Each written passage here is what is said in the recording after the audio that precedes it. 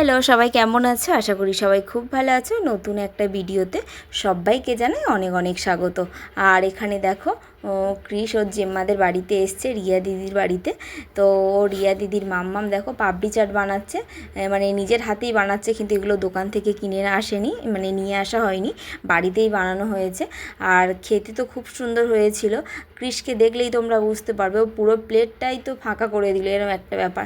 আর ও specially আলু খেতে ভালোবাসে, তো ওখানে তো আলু মাখা আছে, তো ওই জন্য। তো যাই হোক, তোমরা কারা কারা বাড়িতে পাপড়ি চাট বানাও এইভাবে, অবশ্যই কিন্তু আপনারা কমেন্ট করে বলবেন। আর কিভাবে বানিয়েছে অবশ্যই কিন্তু আমি তোমাদের কাছে ভিডিওটা আপলোড করে দিয়েছি।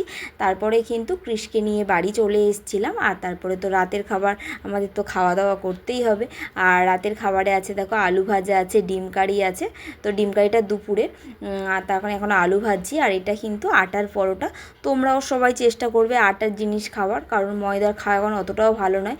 আর আটা খাওয়ার জন্য তোমরা তো জানো সব কিছুর এখন আটা, আর বিস্কুট থেকে শুরু করে A to Z সব কিছুর এখন আটার পাওয়া যায়। তো আজকের ভিডিওটা এইটুকু, ভালো লাগলে অবশ্যই কিন্তু আপনারা লাইক কমেন্ট শেয়ার করবেন। তো তাহলে কিন্তু আমার ভিডিও করার আগ্রহটা বাড়বে। আর আপনারা বেশি বেশি করে একটু কেটু তপো ব্লগসটাকে সাপোর্ট করবেন।